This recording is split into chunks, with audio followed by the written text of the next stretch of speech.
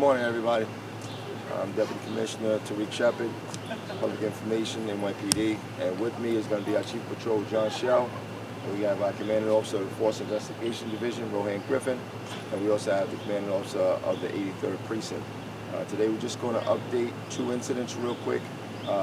One occurred in the 83 Precinct, and one occurred in the 73 Precinct in Brownsville. So I'll bring the Chief Patrol up and we'll start it off. Good morning. There is no job in the New York City Police Department that's routine. The cops have to be constantly aware of the dangers around them. When it comes to emotionally disturbed people, we do everything we can to de-escalate, but sometimes it doesn't work out the way we want. Approximately 2:20 this morning, in front of 155 Elder Street, two uniformed police officers here in Bushwick from the 83rd Precinct were finishing up a family domestic violence call for service. As they were sitting in their police car, a male came up, tapped on their car, hit their car. Their attention was towards him.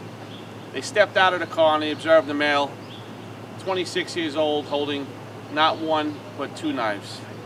They tried to quickly verbally de-escalate, to no avail. They both used their tasers. The tasers worked the first time. The male fell to the ground. He dropped one of his knives. He was able to get up with a second knife and did not listen to the warnings to stop and charge towards the officers. Both officers discharged their guns, their firearms, and struck the male. He was removed to a local hospital and he succumbed to his injuries. Our police officer also removed to a local hospital for treatment. Like I said, we try everything we can with emotionally disturbed people to de-escalate. Sometimes it doesn't work out that way for us. Very tough night for these two officers and for the family of the EDP and the EDP. With that, I'll take any questions. And more about the victim, he's 26 years old. Male, 26. Do you know anything about him? Right now, not much. He had two knives on him? Yes, he had two knives. I'll show you right here. Like I said, one knife was dropped when he was tasered and fell to the floor, but he was able to get out and have the second knife on him. Any other questions on this? We're going to move on to our next incident.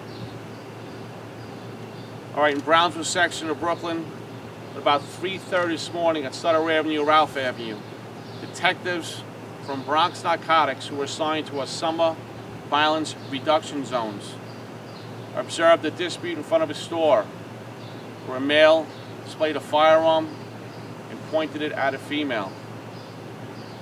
The detectives gave chased him down to East New York Avenue and Ralph Avenue, where a responding sergeant and a police officer tried to cut the male off. There was a collision.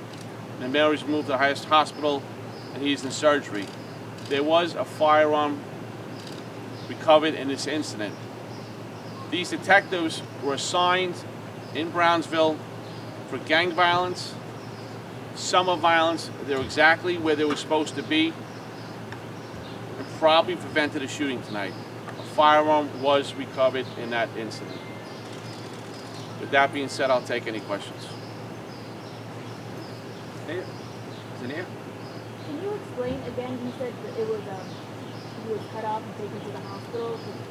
As the detectives were chasing him on foot, a responding sergeant in uniform and cop uniform tried to cut him off in a driveway, and there was a collision, and the male was moved to the hospital.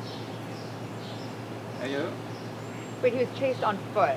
It was not a car collision? He was chased on foot by the initial detectives with the firearm. He threw the firearm. A responding sergeant and police officer in uniform tried to cut him off in the driveway, and there was a collision, and he was removed to the hospital. All right. Any other questions on this? Cut him off in the RMP, and was it marked or unmarked? Unmarked car in the driveway of a storage facility, if you will. Thank you, Chief. Hi, yes, we're here. We see you or we don't see you, but we hear you.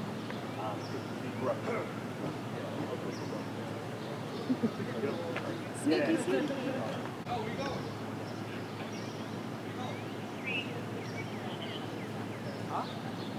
Oh, cool.